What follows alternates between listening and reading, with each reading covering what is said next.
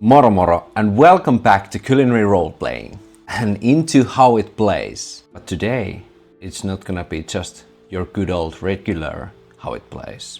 Today will be a special episode which will also work as a culmination for the epic story for our resident heroes Takino and Valanor. And today's session will be basically like their final episode of their journey. And after that we will definitely continue the show, but might be that we will begin a new story with new heroes. Because I have wondered that we could also stray away from the fantasy genre a little bit and maybe focus on either sci-fi or modern systems as well. So our adventure has taken Takino and Valanor into the middle of a massive conflict, into a decisive battle that will determine the fate of the Trial Lands. In our previous episodes we have discovered that this shadow vampire god-like being, the Lord of Corruption, has been plotting to corrupt and take over the Trial Lands completely and is now forming these kinds of planar gates that will bring the Chaos Lord's army into Trial Lands. So what Takino and Valanor did, they have now traveled back from the realm of corruption and they traveled to Brightham, which is this kind of militaristic center of the Trial Lands. They discovered that the Corruption Lord's troops, these cultists that basically worship the Lord of Corruption as this kind of god, have gathered their forces in the forest near Wormmill. And they are building this kind of massive gate that could easily bring a huge amount of troops into Trial Lands. So they have now reached the fortress of Brightham. They have informed the Lord of the castle about this invasion, and being emissaries of Emberbind By, they have enough rank and enough prestige that they will be taken seriously. So they have now mustered as many troops as possible in a short period of time to hopefully make this kind of counteractive and swift strike against the cultists before they can finalize this portal gate for the corruption world.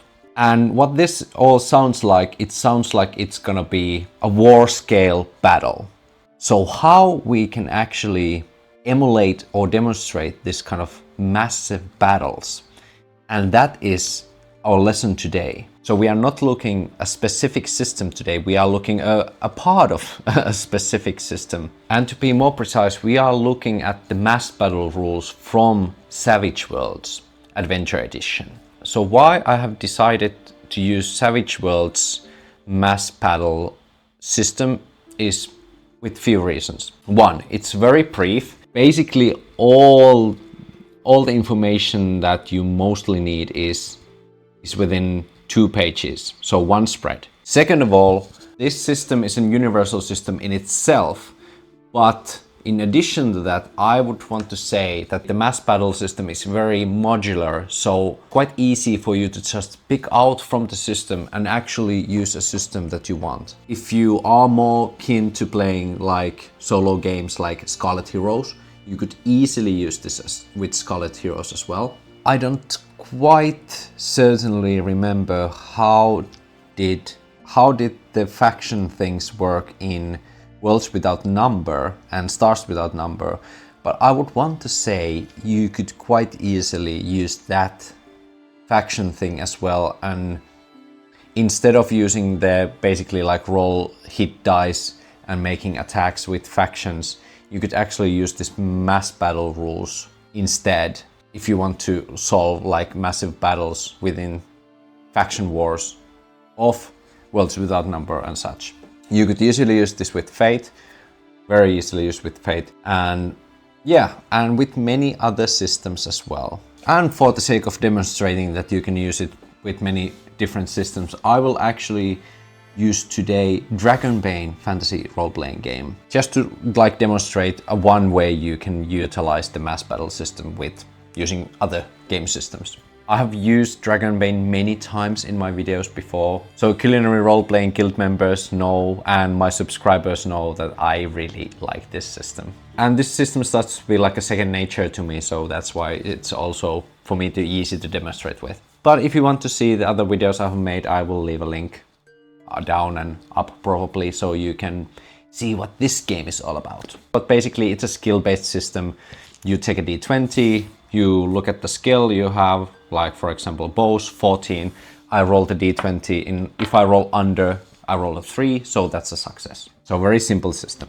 So yeah, it's gonna be a very technical video today, where I will now first show how I have set up the whole battle thing, then we will have the battle, and after that I can have some final thoughts about how I think everything went. So let's have a quick look at the mass battle rules. So the setup of the armies is really simple. You just use 1 to 10 scale. You basically give the bigger force the scale 10, and then the smaller army anything that would fit into the specific scene. If you want, you could also easily start both armies with 5 and then just count like different special units and aspects that the army has and give like bonus points up to 10. So if you have like a army of a base army, and then you have dragon riders, which would be like +1, and then you have a storm wizard council, that would be a second one, so that would be army power of 7, and then you have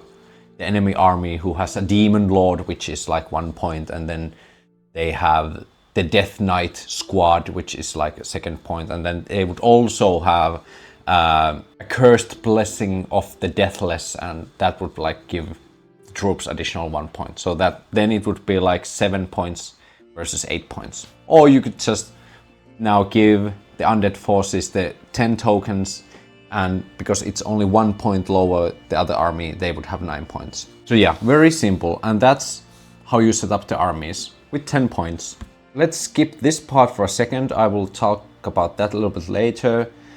Then we can talk about the results, and this is another reason why this is so good system to do universally, because the gaining and losing of those victory points, so while the two armies are battling each other and we are losing troops, we are regrouping, and we are taking some victories and we are having some losses, it's all based on either you will succeed an opposed roll or a general's check, you will have a tie, or you will have a race, which is like a crit. So these are aspects that are in many other role-playing games. Like for example, you could easily put this on Iron Sworn, which has like a full success, partial success, and a failure.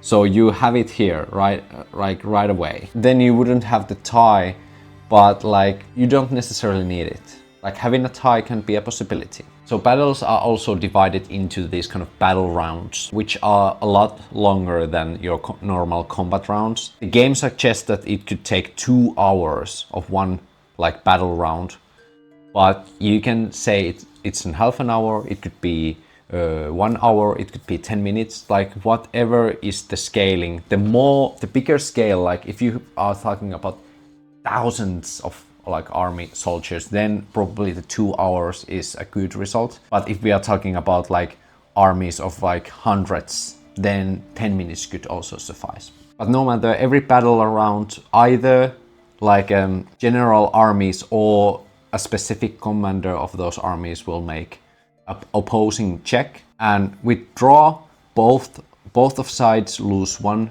force token. This implies the losses that the both sides are having. And with success, it's a marginal victory. The one side which was more victorious actually makes the other side lose 2 points, and they lose only 1 point, because still there are some losses while battling. But with the critical success, it's like a complete victory of that round, and then the winning side doesn't lose any forces at that time, because it was so decisive and fatal strike. And that's it. That's basically the whole core of the battle system. It's really simple. But then you have your heroes, you have your enemy champions who will take different kinds of actions and even like side missions, because like I said, it takes 2 hours in massive battles before the battle round ends. So these can have like these whole submissions, like if you are playing with a group or if you're playing solo, you can have your heroes have like this complete side missions where they are trying to take out like these elite commanders of the army, or they are trying to sabotage a siege engines or anything like that that could give their army a better modifier for the next battle roll. And then we can talk about the battle modifiers. And this is where you have to get a little bit creative. These modifiers will be highly dependent on what kind of game you play. But for example, these would be perfect if you are playing a dice pool game. You just add additional dice to the opposing roll. Or these can be just modifiers with +1 to +4, if that scale is acceptable within your game. Usually it kind of is, but what it does give is it gives you the aspects where you can get these bonuses from. Basic is force bonus, so if your army is bigger than the enemies, you will of course get some additional bonus. Then you can have tactical advantages, so if, for example, you have 2 opposing armies that are of the equal strength, but the other side has fortifications, so you could basically give that army a modifier to the roll instead of like giving them more force tokens. But to be fair, I would say you can just add those tactical advantages into basically to the army's force token. So if enemy has a castle, just give them 1 extra force token. So you don't have to like make this kind of extra layer stuff. But you can give tactical advantages on things that happen during the war efforts. So if the heroes do something cool other than being in the middle of battle fighting the enemy, like for example assassinating an enemy general, you could easily either take 1 force token out of the enemy army, or you could give your army a permanent advantage because of the chaos that comes from enemy general being eliminated. And there's also battle plans that could give you better modifiers. So if heroes and the hero's army is able to ambush the enemy, or if they make some amazing flank maneuvers, then you could also give an situational bonus for 1 battle round, for example. The only thing here is you have 3 aspects that you can keep in mind. You have the force tokens, which is basically also the HP of the army. You have your permanent bonuses that can come from finding things that will permanently benefit the enemy army. And then you have like your situational modifiers that can come from good planning or utilizing some kind of momentary benefit. Then there is morale, and I think this rule is quite, how can I say, it's quite demanding in a sense that basically the game suggests basically that you start to make morale rolls from the first time your army takes any losses, and after that you will like start to create, and at the first time if your army fails a morale check, they basically like try to flee and surrender, which is kind of harsh. I would want to maybe make an extra rule that when the army is at 50% strength, or you kill this kind of major general, then I would make a morale check to see if they will completely just run away. If it's that kind of army, like for example, undead army, I would maybe say that they don't get scared, except for clerics maybe. If you want to play this kind of campaign that the wars have multiple battles, then it would probably make sense that sometimes the army will retreat right away and then regroup later on, and then you have like another battle on another location. But if you want to have a little bit more like decisive battles, then probably the 50% or kill the leader rule might apply to your games a little bit better. Just food for your thought. You can use this modification if you want. I will probably use it today, that I will only start to make morale checks for the leaders and the army when either 50% of the troops are gone, or if the leader or something other major thing that will highly create disencouragement within the army, then I will probably make a morale check. Another side note, the rules talk about that you have to have like a commander for every army who makes all the skill checks. I would want to say you don't necessarily have to have a specific commander who will determine like all the morals or all the powers of the forces. You could just easily give few stats for these different armies and determine by that way how these modifiers will go. Then there is also a section where it talks about how characters can affect the battle. So one example of that effect is that during the mass battle your characters could have like these side quests to kill enemy generals, or trying to create this kind of advantages that the armies can have during the fight. That is one way to do it. But other option is to have these characters being in the middle of the battle and making attack skill roll checks. And if they succeed, and with the success they will take a little bit of damage. That also is determined by you and determining by the system, which is like a small amount of damage. And then you can roll from the battle effect table that will tell you what kind of effect this time your character's fighting had against the other army. So we have, for example, Inspire, that will give you 1 force token. And then there's Terrorize, which means that enemies will take penalty for their morale check. And you could just say that this is one place that you could make a morale check, like 1 extra morale check if you get this option. Then there is like just giving +2 to the next battle check. And then there is subtracting enemy modifiers. And then there is also like that you will just take out completely 1 force token out of the enemy.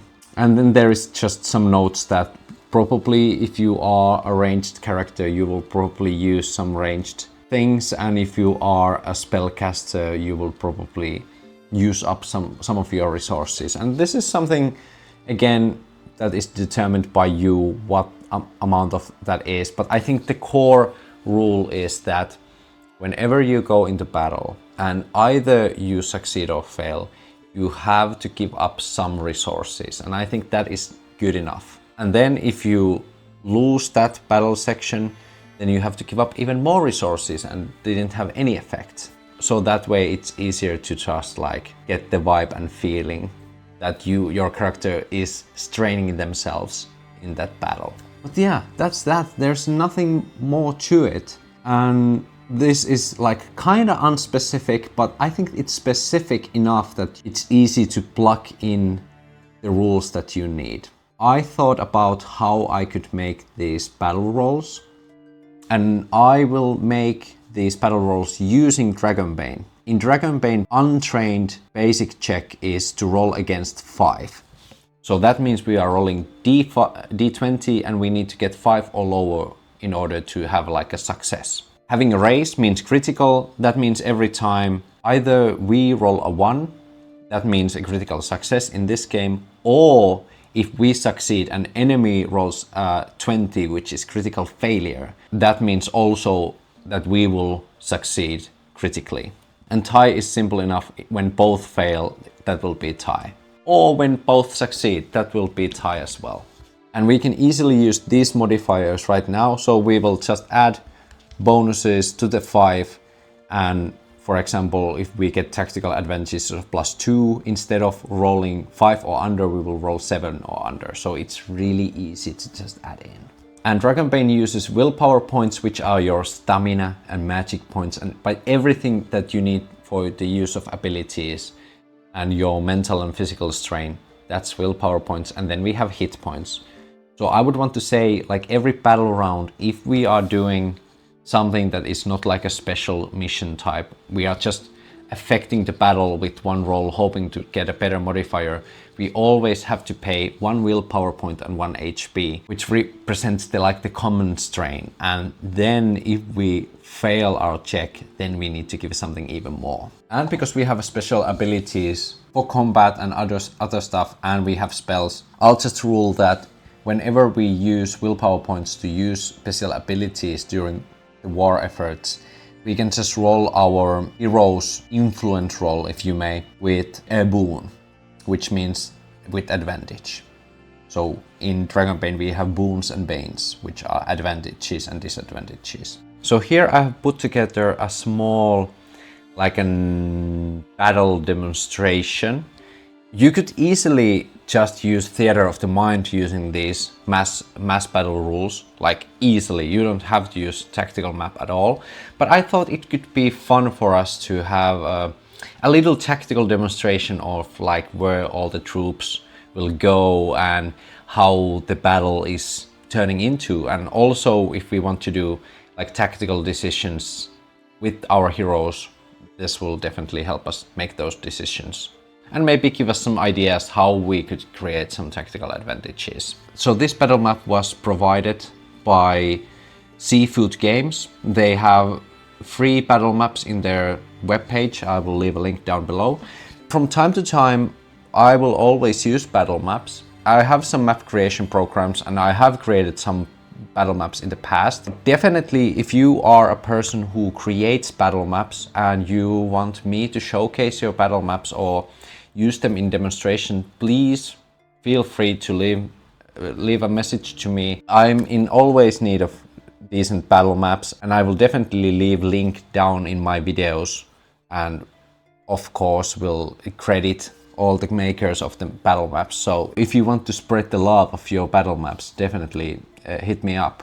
I'm always in need of those, and it will save me a great much of time if I have ready battle maps. So I have determined that the corrupted army is by sheer numbers alone a little bit in advantage when we start, because the trial land forces didn't have much time to like really muster the forces from all the other places.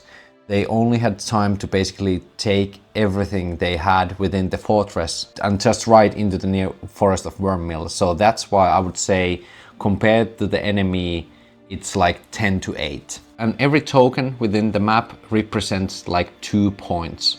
So we have like these blue ones, which I think these are the individuals that are now trying to open the portal. They are now creating some kind of ritual which will possibly open up the portal at some point if we are not fast enough. Then we have, I don't think a lot of corruption is here, but some kind of general for the Lord is definitely present at this place. So this is basically the general's troop force, which is 2 points of worth troops alone as well. But here we have basically like the leader troop. Then I wanted to make things interesting, so I took Dragonbane's The New Bestiary book and took the ghoul creature out of there. So I would say there are like few ghouls that have also been summoned from the corruption realm that are now serving this corruption cult's like army. So they are basically like this special troop as well. So we might have like a special battle against them at some point. And then we have 2 points of worth, like 2 troops. And I would say the scale of battle, we are talking about maybe hundreds of units. So this is not like 1,000 full-on army.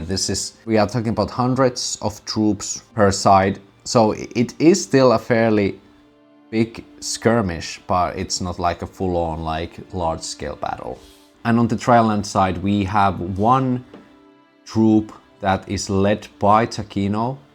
Then we have 1 troop that is led by the main general of the trial lands and the lord of the fortress. We actually might need a name for this individual. Luckily, I have Blood Unfolding Machine here ready to go, so we can get some kind of inspiration for the name of the general. And might as well we can name the general for the cultist side as well. So let's take an adverb and motive. So let's roll adverb and motive. So adverb can be the 10s die and the motive can be the 1s die. So that can give us the inspiration for the name for the fortress general. 1 and 1, okay. Curiously, power or status? Curious Conqueror, yes. So the general's name is Rogan the Curious Conqueror. That sounds fitting name For the lord of a fortress, definitely. How about the corruption lord then? Let's do the same thing. Adverb and motive. 9 and 7. Mostly contact or an order. Mostly in contact. Mostly contact. So is this lord kind of like ripping its enemies into pieces? Yeah, this lord can be this general. Let's just change it to general. And the general's name can be Lazar, the severer of the opposed. Yeah, Lazar, the severer of the opposed. And I think the Lazar has some kind of... He's basically almost like a Grim Reaper type of individual who has this big scythe and uses some kind of shadow magic as well, which creates these kind of shadow blades. Lazar enjoys to like sever all the limbs of the enemies before he finally takes them completely out. Okay, let's start with our first battle round. And I think the first battle round might not be as conflict heavy because we are not in direct conflict. I would want to say the first 2 hours of the battle goes into reconnaissance. I will give the reconnaissance task to either Takino's or Valanor's troops. And if they succeed on their recon, they will definitely get a bonus to this kind of surprise attack when they attack for the first time. And if they fail, I think they will get like caught and get in middle of battle before the other troops can arrive. So they will be at like major disadvantage on the first battle side. Takino, Valanor, and Rogan the Conqueror will still like gather together right before the battle and marching forward. And Takino will say to Rogan, Rogan, we are forever in your debt that you decided to help us. Yeah, thank you that you believed us. And good luck out there. Rogan is maybe this little bit older, let's say gentleman. Has like a small beard, but looks still very esteemed, very actively, like kind of fit. He has some muscles in him and has this deep, intimidating, but at the same time assuring voice. But of course, we have been allies with Emberbine Pie for many years. And I am never to turn down allies asking for help. And it seems like by the looks of those reconnaissance troops that we took down while coming here, that the threat is indeed quite real. We should prepare for battle. Takino, will you scout ahead? I will trust these men in your care. Yes, Lord Rogan, you can trust me. Valanor, will you take care of our ranged team? It seems that you have some expertise in ranged combat. I'm no leader, but sure, I can show them the ropes. Wonderful. I myself shall lead by example and take in the front. And I think that's that. We can create some formations. How close will... I think Takino will already be with the scouting troops like somewhere here. And then we can see if we can determine where the troops are. And possibly if we fail, the troops can be on different position because we didn't know where they actually were. I think Rogan, with his speech, will take the lead from the middle down in the valley and will take some time to climb up and take basically the full frontal assault. And I think this black troop is another ranged troop that will come from the side, possibly going somewhere here and then make some volley attacks against the enemies. And finally, Valanor will also take part of the troops, the ranged troops, from here and try to flank from this side. But first, we have moved Takino's troops in here and let's see how screwed they are. Hopefully they manage to do reconnaissance perfectly and we'll get some advantage into the first battle roll. Let's go. So Takino's sneaking is 14, but we are right now armored because we are ready for war. So we have 1 bane from our armor to our sneaking, but will these cultists expect us? Let's ask from the Oracle, because we were in our last mission quite successful on eliminating everyone from the town. So the real question for our Oracle is that were these two fast enough to get the help from Lord Rogan and come back before the cultists were starting to like feel like, oh, our troops haven't come back and something shady is happening? And let's roll with the oracle. I would say it's kind of even odds. It's kind of even odds. So let's say even with 10 and then the extra spice die with 1. And let's see what the oracle says. 9. They were able to be here fast enough, but 8. And yes, they were fast enough to be here. What is the and? Let's roll a circumstance. 1. There is more trouble than expected. Oh no. Okay. What is more trouble? I don't want to just boringly say that there is more troops. I will say that there is fortifications. So not only these troops are here, they also have built this wall right around here. So it's not just easy for them to maybe let's add some color so it's easier to see. And I would say there are like watchtowers in here, and there's also watchtower from here. And I will take these into consideration when thinking about tactical advantages at some point. Like definitely, so they now realize that this down location in here is basically, it's a death trap. So they have like these archer towers that can easily shoot down into that down ravine over there. It will take a lot of time for them to climb up, and also there is a gate in front of them. So yeah, it's not gonna be easy to make a full frontal assault. But because they are basically behind the walls, it is easier for Takino and the troops to get closer. So we will get 1 boon for the roll. So now we have 1 bane, 1 boon, and they cancel each other out, so we will just roll the dice and see what happens. Can we succeed on this stealth check, which is 14. Here we go. That is 18. But now I will try to push the roll. So pushing the roll means you can basically make all the skill rolls again, but you have to take some kind of condition, which means that you will get a bane to that specific attribute. So all skills that rely on that attribute, or when you make that attribute skill attribute roll, then you have to take bane.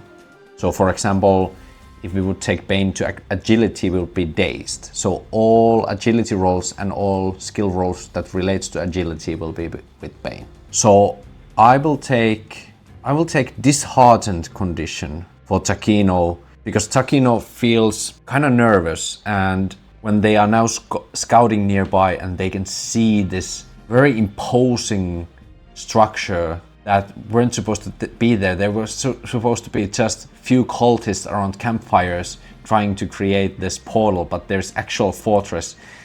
This really makes Takino think for a moment that can we even beat them?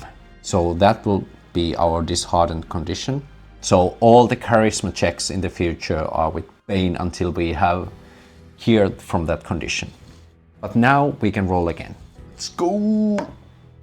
6, yes! That means we succeed this time. So Takino and the troops are able to scroll down and have a good look at the fortress and see where the troops are basically around.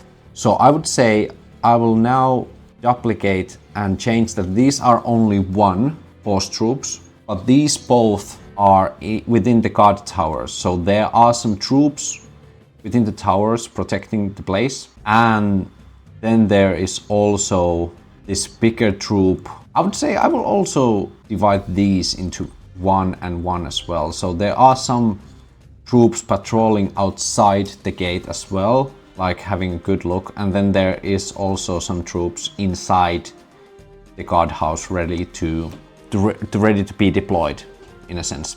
So these guards are right now here patrolling. I would say they can even hear the ghouls growl in the side over here, and they just know that there is general, and they also can see from the elevated position, like over the gate. I think one of the troops will climb to this tree and like climb up and see the portal and also see these cultist hordes there like preparing the ritual, and they can already see like few sparks coming out of this arcane gate that is almost complete. Takino will say to the troops, "Send messenger for Lord Rogan and for Valanor.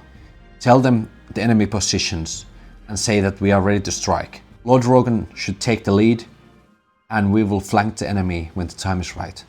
Yeah, and I think that is the best strategy to first make the main troop just to basically do the suicide mission type. But with the information that they have, it's easier for them to take cover behind the rocks and not be like superficially aggressive, and then have the actual ranged troop come up here and then fire away until Takino can flank from the side, and also Valanor's troop can flank to the other side and possibly take down the tower. So our main mission is to take down first the ranged towers and then hopefully find a way in or even break the gate.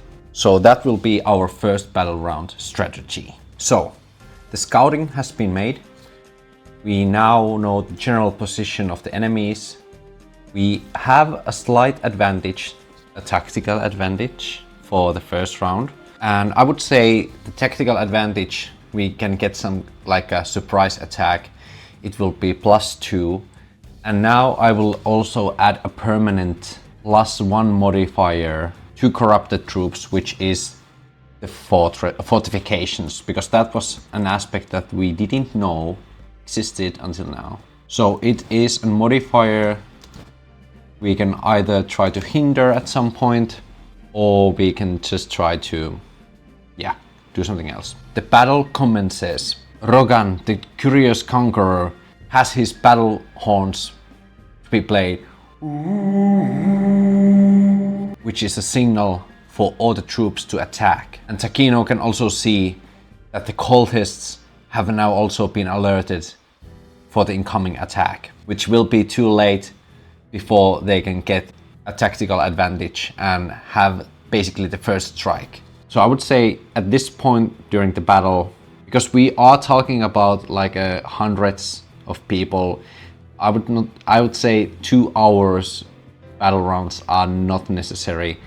I would say it's around 10 minutes. So first round, the main forces of Rogan are arriving here and basically trying to hide themselves behind the rocks, because now we know that there are actually like ranged towers, and they are trying to wait out until the other troops and the other ranged troops have been able to destroy these watchtowers, and then they will start their climb in order for them to get inside the cultist lair.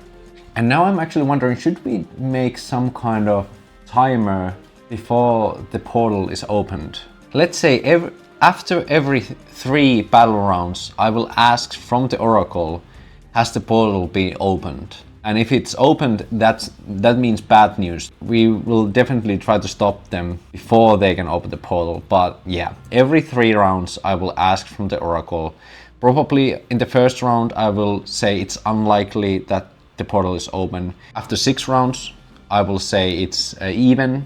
And after 9 rounds, it starts to be like likely that the portal is opened. So yeah, there is a small sense of urgency, which is important. That's the name of the game. So main troops are here. The ranged troops have time to come into the ledge, and they form up to the side, and they will rain down arrows into this side, hopefully trying to take out the watchtower. Takino's troops will work as this kind of flanking troop, and I think they will try to go and take on the ghouls and basically try to force themselves through from the side and interrupt the portal like summoners. So I would say they will go here, and we will probably make some kind of acrobatics or something like that to see how well they can get over that tree trunk over there. And Valanor's team's mission is of course to take down the other guard tower. So now let's see everyone's effort to the battle. I would say Valanor will cast a fire spell. So normally how magic works in in Dragonbane is basically that your mage can have either School of Magic or multiple School of Magics in later on. But because of Valanor's nature, and we have used Valanor in different systems, I have had like multiple spells. I just, for the brevity of things, I just added general magic skill, and I will just use the spells that fit Valanor very well. And it's easy to do because it's my solo game, so there is not like balancing issues or anything like that. Putting in war efforts takes 1 willpower point and 1 HP. We'll do first that. So at this point, because there is like not direct conflict between troops, I would say for this round only 1 willpower point will suffice to make some war efforts. And I will definitely another 2 willpower points, because it costs 2 willpower points to cast a spell, and then you can bump it up to be at level, from level 1 to level 3. Taking down a guard tower with troops. Okay, let's say we will cast this kind of ice destruction spell on 2nd level. So we will use 4 willpower points. And with the help of the troops, we have some basic archers, and also we have some other spellcasters from the Dryland forces. So I think it can be enough to destroy 1 troop unit over there. So Valanor is basically forming this line of mages, and Valanor is basically shouting to everyone, "Channel!" And everyone is channeling their spells. Cast! And everyone casts at the same time this kind of ice destruction spell. I think there is other elements as well. There is ice spells, there is fire spells, and then there is also earth spells. So it's this volley of different spells being cast at the same time. And this will be with Valanor's magic casting roll. And I said before that we can use resources to pump up these war efforts to have with boon. And I will say I will take it with boon because I cast it on 2nd level. So I not only I did cast it on a base level, I also bumped it up by 1. So I would say that will give me a boon to this roll, or give Valanor the boon to this roll. So 14 with boon. Let's see what happens. 13 and 16. 13 is just enough. It was good thing that we had that boon. So Valanor's attack is successful, and we can have the battle effects from this one and see what kind of effect does it have to the enemy troops. So we need 2d6, and let's see what happens. 9. Valor. The warrior's support adds +2 to the commander's battle roll as usual. Okay, so we get +2 to our next battle roll. That's really good. Then there is Valanor's turn. What Valanor can try to do? Valanor will just try to lead all the troops to the other side as fast as possible, and just like being fast enough that they won't get hit by the ranged attacks. I will add that in as a +1 to the general battle roll in order for us to be certain that there won't be any casualties. That many casualties at least. So acrobatics, not with Bane, with regular roll. So acrobatics, regular roll, and if Valanor succeeds, it will be +1 to our battle roll. Here we go. 1, and that is critical. Definitely will have a huge effect. Okay, so it will definitely have some additional effect. I think their movement is so inspiring. I will additionally to that also roll a battle effect. So we will get +1 for their fast movement, and I will add a battle effect to see what additional benefits they will make. 5 and 2 is 7. Valor. They're basically their fast movement, and Valanor's like, charge!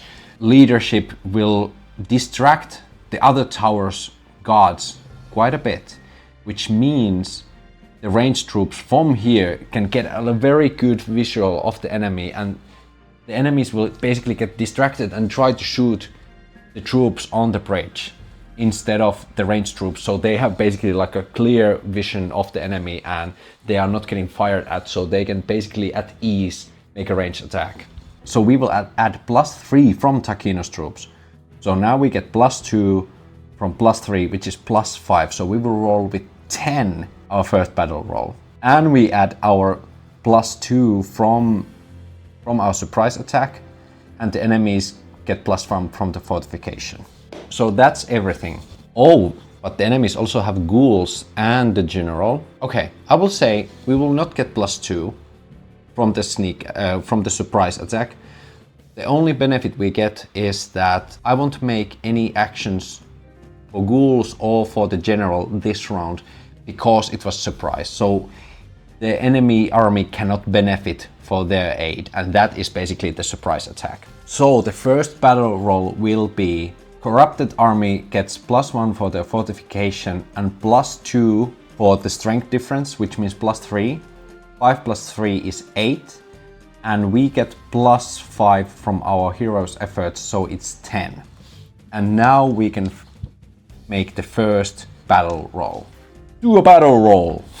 The red die will be the enemy, and the gold gray one will be the good guys. Here we go, first battle roll. 9, which is a success, and 5, which is also a success. So that means it's a tie. So both forces lose 1 force token. So corrupted army has 9 tokens left, and Trial forces have 7 tokens left. So some losses from for both sides. I would say the Trial forces side, Valanor's destructive attack was enough to completely take out that tower of troops. There we go. And I would say the 1 point from our side is basically from Takino's troops that were like charging ahead, and the ranged troops were starting to like attack this side. There were still some casualties that like fall down from the lodges over here, but it has now given this side very good chance to like go forward. That was the official first round of the battle. So let's just say that now it's battle round 2. Okay, I think the main force led by Rogan the Curious Conqueror will start to climb up from the cliffside when they saw that this guard tower has been taken out. Valanor's side will take a little bit more space to the side of the ledge, and now will start to basically cast spells against the main forces that are protecting the gate. These range units keep on firing to these 2 targets over here, and now the ghouls will come meet Takino's forces in this side over here. So these troops will definitely clash over here. I think that the enemy's general has now heard the commotion and saw the battle happening, centers himself and basically the elite troops that he's having with him, shouts to all his troops, "Lord of Corruption is waiting. Don't disappoint him!" And he's basically kind of like intimidating his own troops to raise morale, in a sense. And now these troops in reserve will definitely... Are they ranged troops? Will they try to habit? I would say the spellcasting force was kind of like they destroyed this tower, so these forces will go here and try to basically like enforce the gate, and these units will definitely keep on like summoning the portal, because that's important. That's the thing they want to do. Okay, I have a ghoul troops here, I have a Takino here. Let's first make this kind of smaller scale individual battle, a ghoul versus Takino, and see how these troops are faring against the ghoul troops. And if basically Takino succeeds to like strike down a ghoul, that will definitely have a huge positive effect on the next battle roll. We don't need any specific battle maps because it's just 2 big groups charging at each other. But only thing we need is initiative cards, so we can have few rounds of combat. So in Dragonbane, every round we draw new initiative cards, and the lower cards go first. You have only 1 action that you can use to attack, do something, but also you have only 1 action to parry. So if you decide to attack, you cannot parry the enemy's attack. Let's draw initiative cards first for Takino. That's a 2, kind of good. And for a ghoul, 4. We will go first. So ghouls are not that powerful. Takino has 2 actually interesting abilities. He has double slash, so he can use 1 attack that will affect 2 opponents that he can hit. And also he has the Master Cut ability from his Blade of Masters, which basically is just an attack with boon and it ignores all armor. So I could make a huge investment, spend 6 points to make a Master Cut attack and also make it a double slash. So best case scenario, I could take out 2 ghouls, which would be huge effect. Then I would definitely benefit from the an army of 1 ability. But it is 6 willpower points, so it's a huge investment. So we can take this huge gambit with Takino. I will probably, yes, we will do it. I think this is the moment. Takino has had this very inspiring attack going forward and is now basically in the front lines taking out these ghoul beasts. So let's do it. Let's freaking go. So we have 7 out of 13 points left. Actually, if we are more precise, I used 1 point already for the war efforts just before, so we actually have 6 points left. But I won't take any other penalties except for this attack, because now this is basically a battle, and if we get hit in here, that definitely means that we will lose some hit points, and that is cost enough already. But now Takino charges in and tries to make this kind of vertical slash and basically like take out 2 ghouls at the same swing and use his Blade Master ability to have like this very like precise shing, while the whole army is charging forward. And here we go. Takino has skill in swords 14. So let's see what happens. Here we go. Oh, and 1 and 5. And 1 means it's a dragon, which is, couldn't have hit the better spot. Whew. So that means we can either, it's already a double slash, and now we could also divide the attack and make another attack as well. But it would be just a regular attack, it wouldn't get the benefits and such. So do I want to be greedy, or will I just play it safe and add double damage to these rolls? Because it's a double slash, so I can get double damage on both of the attacks. We will do that. We will definitely do that. And because it is a critical, even if the ghouls would use their actions to try to defend, they would need to have a critical success on their defense as well. So I won't even bother right now. Blade of Masters has damage of 2d8, and we have our strength bonus of d6, so that means 2d6 plus 4d8.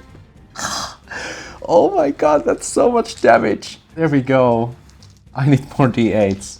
Does the ghoul have anything special like resistance, or... Ghouls have very poor eyesight and therefore cannot dodge any attacks. Well, there you go. 4d8 and 2d6. This is the first attack.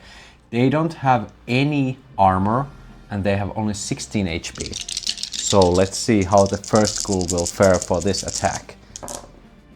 Oh, but that's actually quite bad. I rolled 2 1s. That's 5. Plus 5, it's 10, 13, 17 points of damage on the first one, which is just enough. Even with this bad roll, it is enough to take out the first ghoul completely. And the Takino's blade still continues and goes through another ghoul. So here is the another damage for the another attack. And that's better. Oh yeah, that is more than enough. That's 16 already from the 2 8s. Let's still just, for the fun of it, 16, 22, 28, 31, 36 points of damage. Yeah, another ghoul is slashed in half as well. With the first round of attack, Takino already takes out 2 ghouls, and that's enough for me for now. Like, definitely a devastating attack, and that will have the special effect, an army of 1. Tales will be told and songs sung of the warriors' epic feats this day. The enemy army loses a force token immediately. This doesn't subtract from his battle roll, but does cause morale check even if he wins. So during the next battle roll, they will have the equal amount of forces, but they will lose additional force token. That's how I understand this ruling. And also success adds +1 to their roll, naturally. So we could also get +1 to the next battle roll, and they will lose additional force token already. That's great. Okay, that's definitely was Takino's efforts. Now it's Valanor's side as well. I think Valanor will just again focus their fire on the front gates and make it easier for the main troops to actually get up into the ledge and start to like take down the gates. So let's see what Valanor has. What could we use? Again, let's spend 1 willpower, and then again they are not in conflict. I would say it only will cost Valanor some willpower to do this. I will make a persuasion check.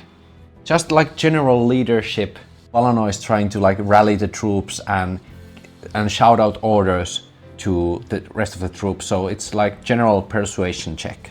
Yeah, sure. I will spend 2 willpower points to basically use Valanor's mental communication so they can be even more effective when giving orders. So I will give boon to this roll as well. Here we go. Persuasion is 12. And that's 11 and 16, which is just enough.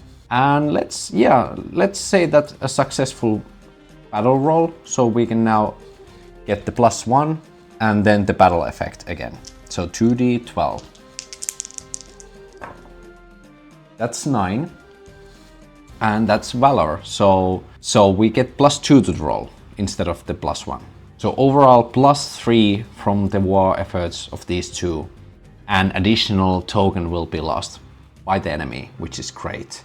I think for the enemy side, I think ghouls, they kind of had their shot when they attacked Takino, so they have been settled. But now I will make an intimidation check for the general to see if the general is able to like push his troops forward. So we can use here the boss stat block, and intimidation is definitely a relevant skill for him. So I will make a general roll for the boss to see if he can still intimidate and say like, "Work for your lord," or something like that. 16, and that is just not enough.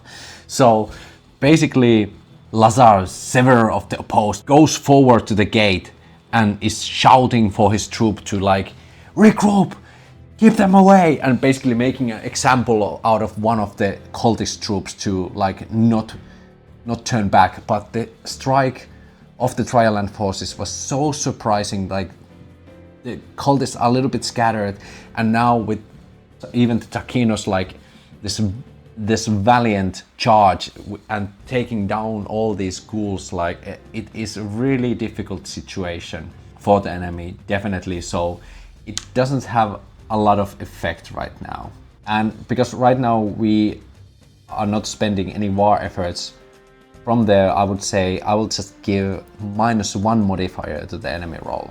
So that means they will only gain, they won't gain any benefit from the fortification. They only get the benefit of +2 having the bigger army still. So now that will be the end of round 2, and we will make now the battle rolls, which means the Trialand forces will get +3 and the enemy forces will get +2 for having the superior army. So it is 8 against 7. Again, corruption troop forces is the red one and the Trialand forces are the golden one. Here we go. Let's see how this battle round goes. Actually, both fail, which means it's a tie. Both would lose 1, but because of Takino's valiant efforts, Corrupted Army loses 2 points. So I would say at this point, the tower troops here have now focused, kind of have like split focused, so they are shooting down the ranged troops from this ledge side over here. And I will just say, because enemy forces loses 2 points, Takino's forces will just like annihilate the ghouls. Their like discharge attack was so effective that they just completely annihilated that troop out of the way. So Triland forces will go down to 6 and Corrupted Army will go down to 7. So when Corrupted Army goes into 5, that means we will start to make those morale checks to see if they will try to flee.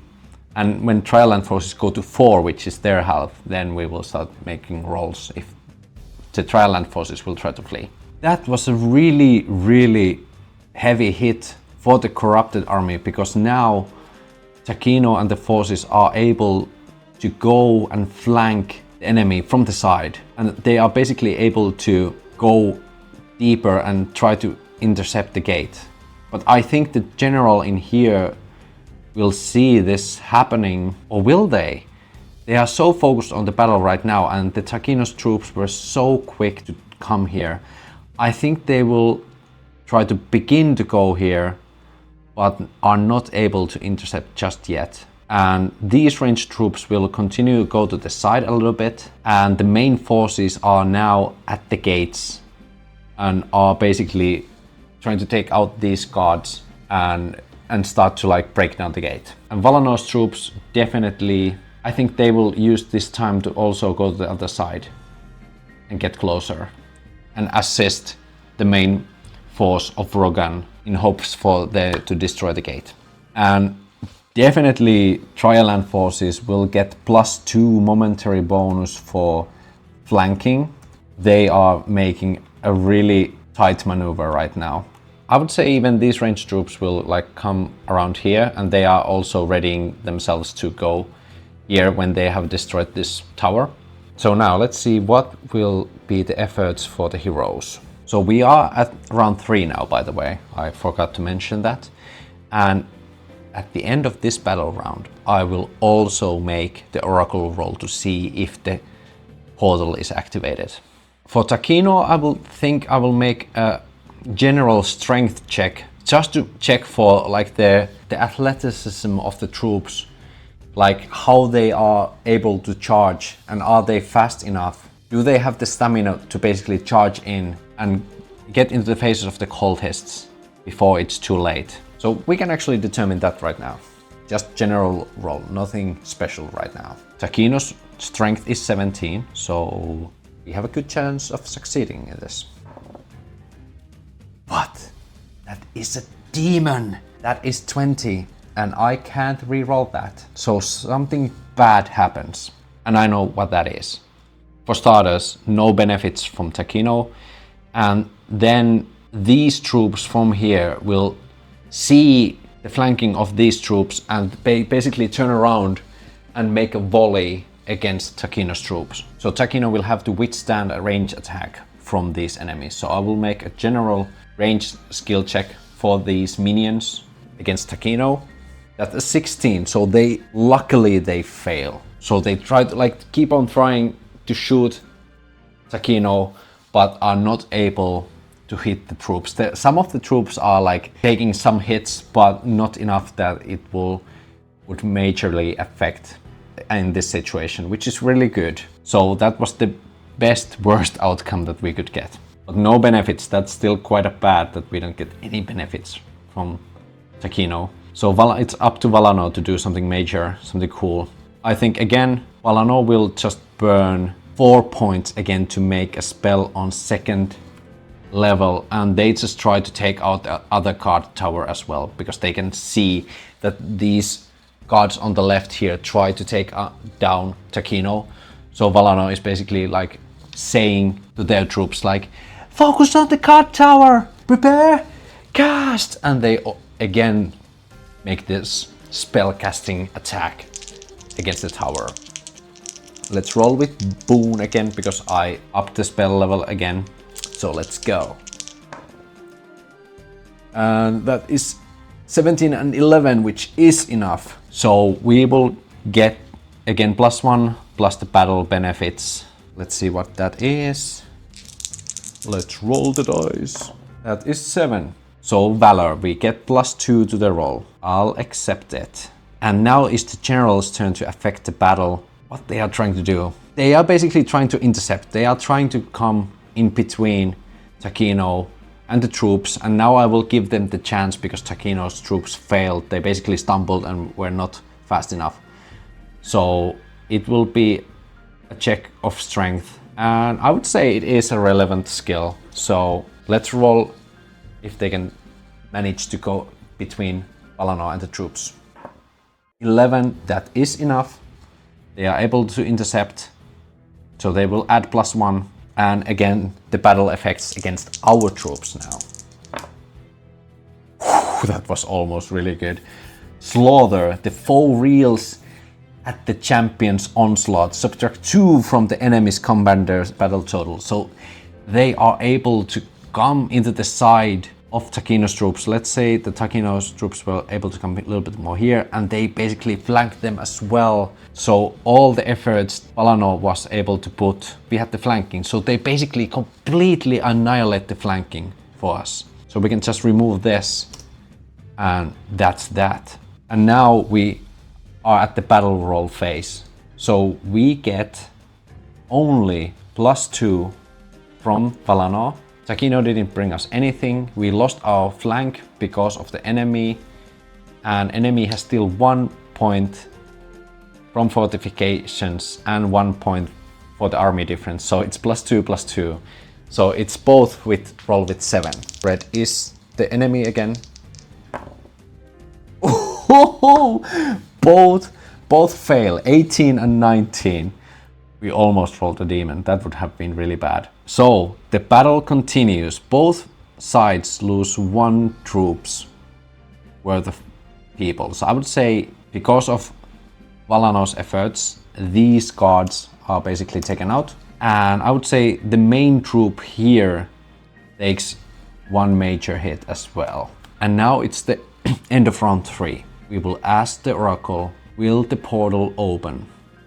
It's still unlikely, but we have to ask the question still, because we are under a clock. 10s are the odds, and 1 is the spice.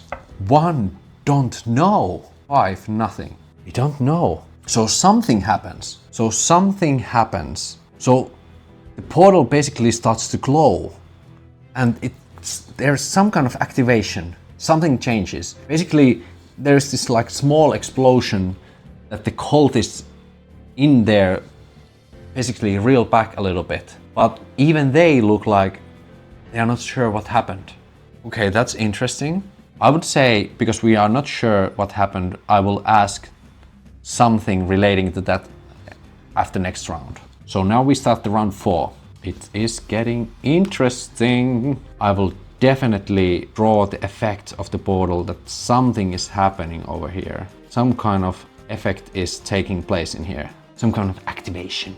Oh, it starts to get really bad. So the troops, the ranged troops definitely come here. And will they try to flank that enemy?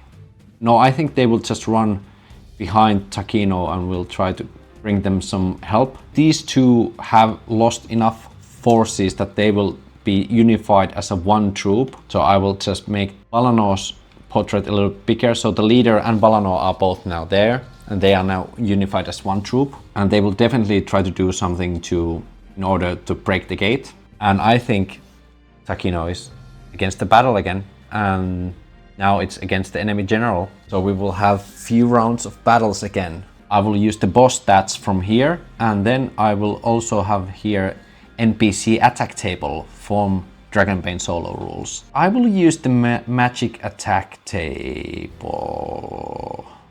No, I would say the Ripper is... But I said the Ripper is kind of like a magic type, so I will use the magic attack table. So Takino and the general meet at the battlefield. Let's see who goes first. Here we have initiatives. Here for Takino, 2 again. And for the enemy, 5. So Takino will take the initiative. I think Takino will definitely try to attack the enemy. And Takino will use Master Cut again, using 3 willpower points, meaning we will roll with the boon and we will ignore armor against the boss enemy. So here we go. First, Takino's attack. That's a 3, that will definitely hit. And now, does the boss want to parry this attack? And with the scythe, I think the general can see that this attack seems to be really dangerous. They will try to parry the attack. Are they more like parrier or evader? That's my only question. I would say they can parry with skill of 15 or they can evade with skill of 8. The Master Cut is it's so fast. I think the general will instinctively try to like parry the attack. So let's see if they can succeed in that. And here we go. 3, they can succeed in that. But Scythe has a durability of, I would say it's like a special dark side, so it's not like 9. I would say it has durability of 15. So now Takino's Master Cut attack will deal 2d8 plus 6, and if we roll over 16, that means Takino will destroy the enemy's weapon. Oh, with our roll maximum 8, which is 16 alone, plus 6, which is 22 maximum damage from the dice. So Takino basically sees the enemy general Lazar the Ripper coming out with the scythe and focuses his Master Cut move and again makes this signature horizontal slice. And the general tries to put their scythe between and basically completely breaks the scythe in 2. That is a major hit for the general. Do I want to have another battle round? I don't know. That's kind of huge. I will give Takino again to give it the +1 and the battle effects from this effort alone. Again, Takino is bringing it hard. Let's see the effects. 8. And that is Valor. Well, of course it's Valor, definitely. So yeah, Takino brings +2 to the battle roll. General naturally doesn't bring anything. Just complete utter failure. And what will Valanor do? I think Valanor in this battle round will use an action to do a round rest, which means they can recover. Normally you would recover 1d6 willpower points, but Valanor is an elf, which means they have the ability Inner Beast, and we can gain additional d6 willpower points. So they won't add anything to the battle effects this round, but will gain 2d6 willpower points, which will hopefully help us in the final stretches of the battle as a spellcaster. Oh, that's not good. 4 willpower points, but that's still something. I'll accept it. Definitely, that's better than nothing. But that could have been so much better. You can't win always. It is the battle phase. So enemies doesn't get anything. We will get +2 to the roll. So Corrupted Army gets nothing from the general. They have fortification of +1, which is I'll still give it. Or do I? Maybe I would say the gate hasn't been breached, but they have come inside now. I would say it's not relevant anymore.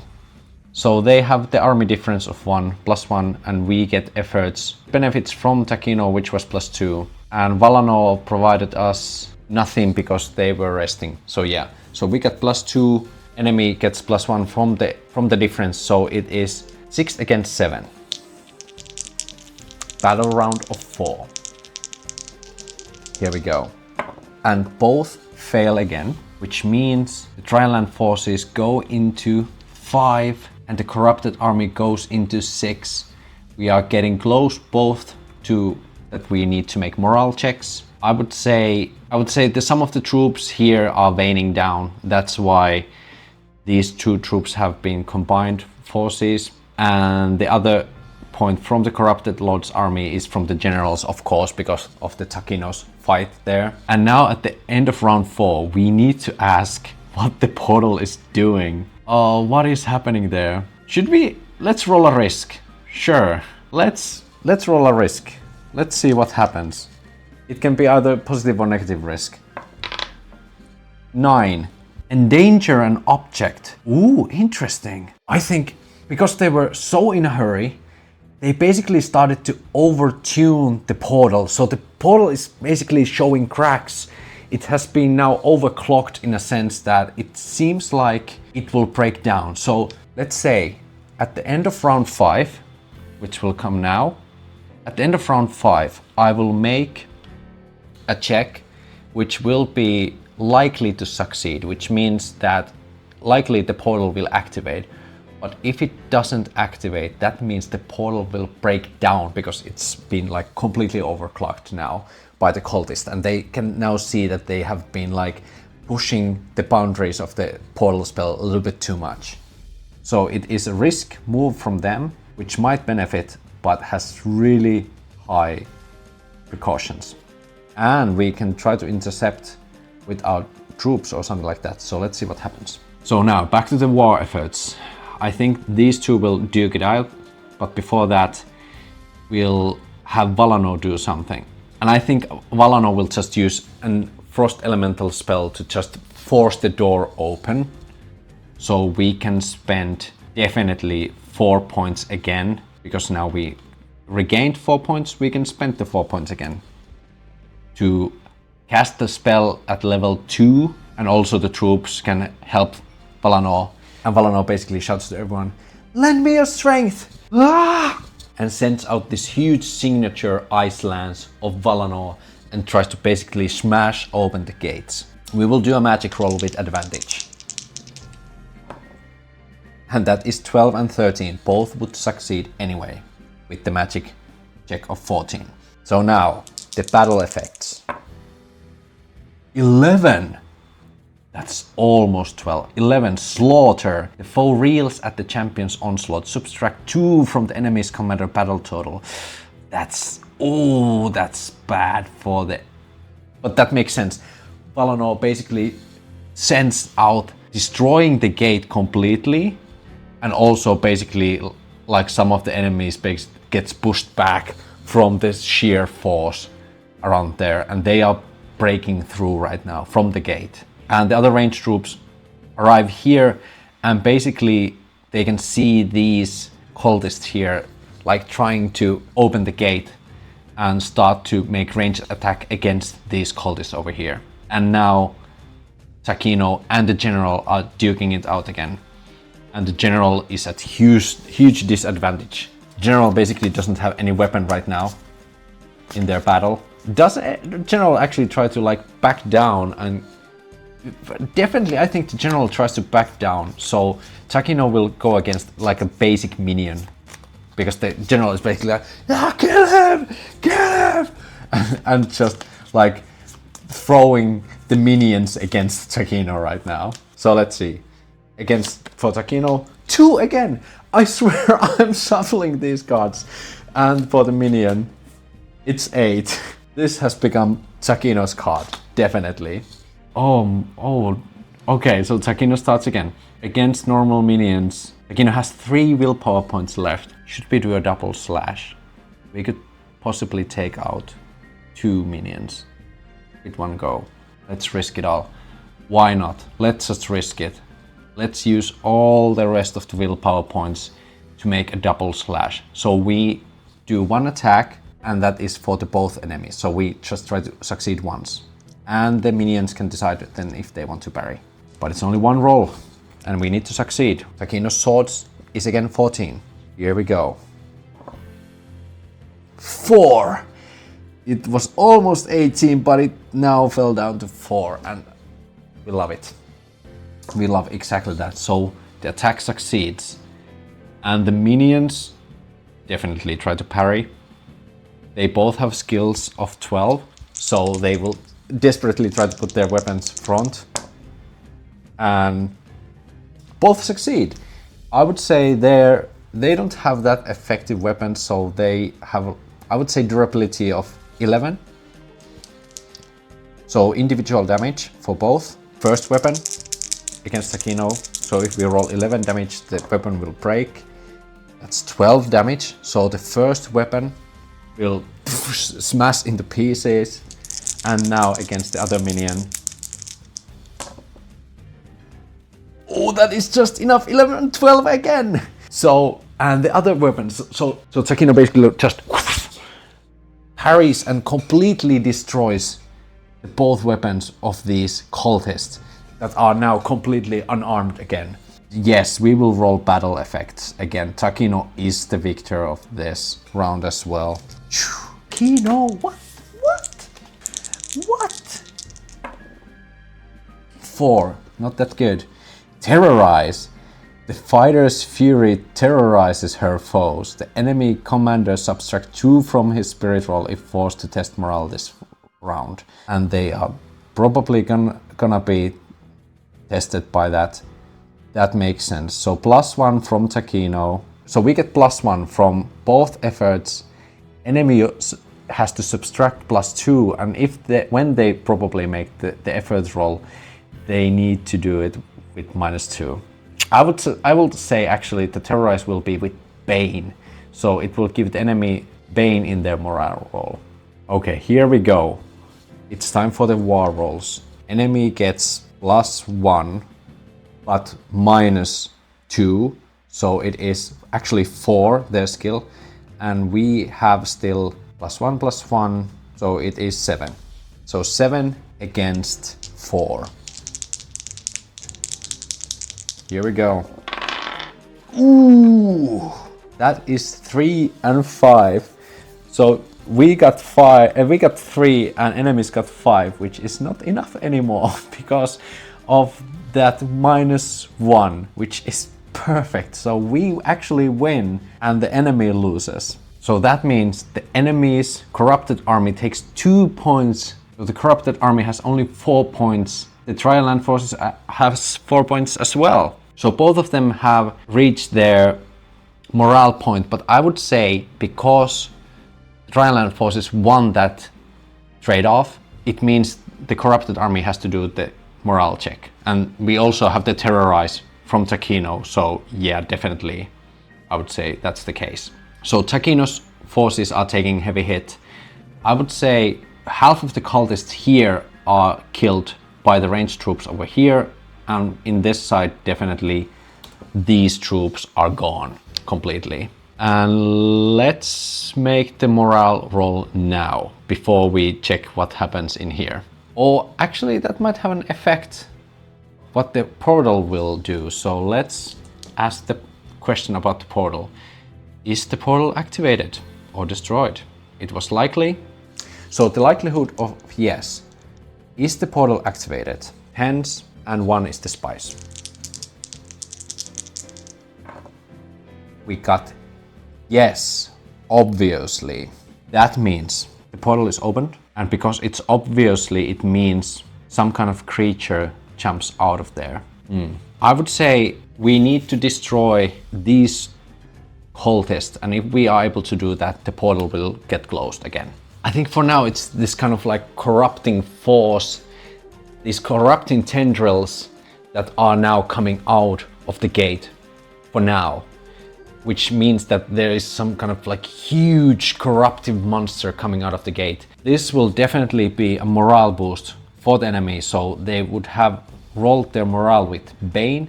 Now they get a boon, so it's just a straight up roll, and definitely the tendrils will have positive effect on the army, and they will start to like throw around their enemies, so they get +2 right now into the army while the corrupted gate is opened until we are able to take out these individuals in here.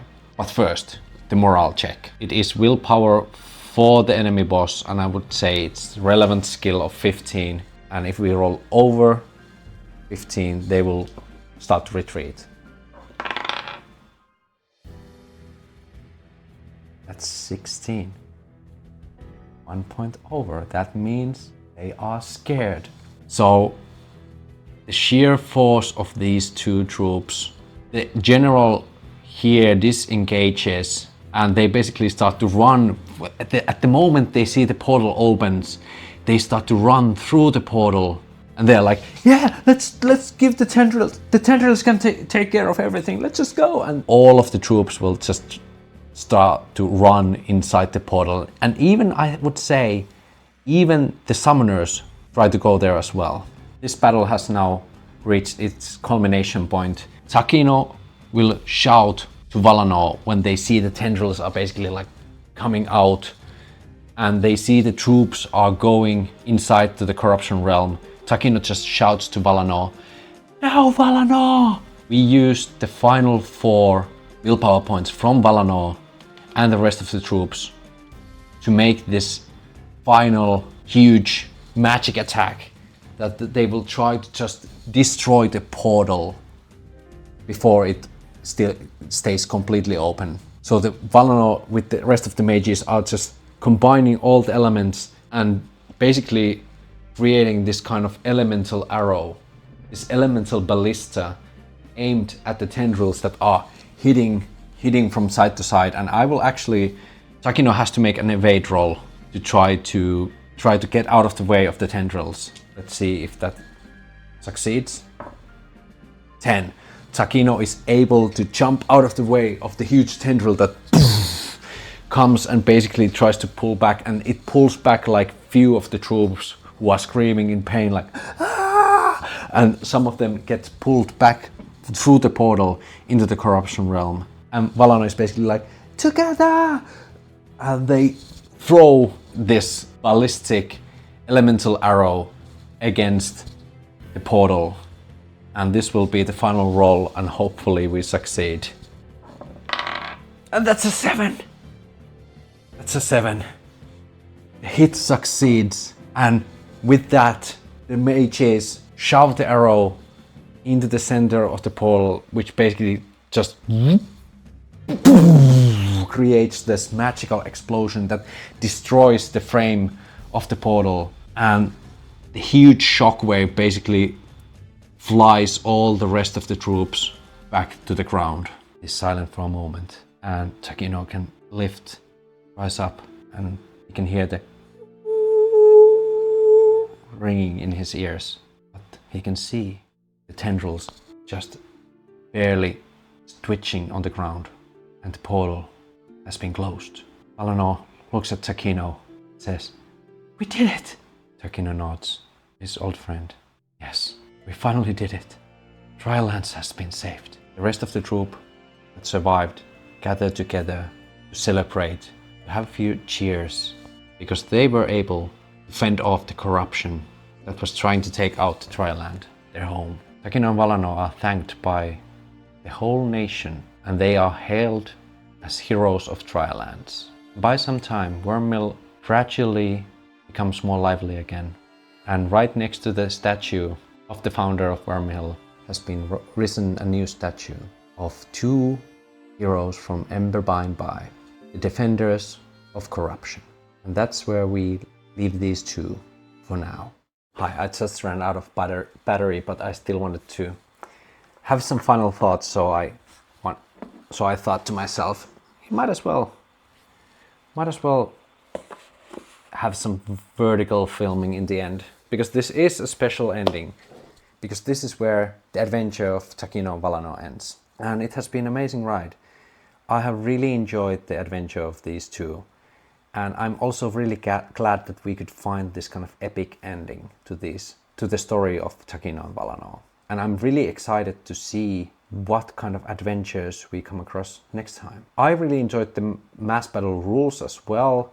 I think they were just loose enough and just modular enough that you can really go with the flow in many cases and just decide, oh, maybe this would be fun, because you don't have that many modifiers or things to consider. Some might say that wasn't enough crunch, but then we could just play a war game as well. So I think in this kind of as an add-on to existing tabletop role-playing game, that was just enough information. In the end, I want to thank my culinary role-playing guild members, and especially my first culinary role-playing guild member, Dallas. We had an amazing conversation with Dallas about the future of the channel, and next time we will film solo one-shots. and we will finally play Mouse Reader. Thank you, Dallas, for the suggestion. And if you want to be part of the conversation about what videos we are gonna do next, you can always join the Culinary Roleplaying community. I will have discussions with the Culinary Roleplaying Guild members about what videos we will bring in next. Thank you for watching this video. If you enjoyed the content, also liking and subscribing helps a lot. That's all for me today. Thank you for following the adventures of Takino and Valanor, and I hope I see you in the next adventure. Moro moro.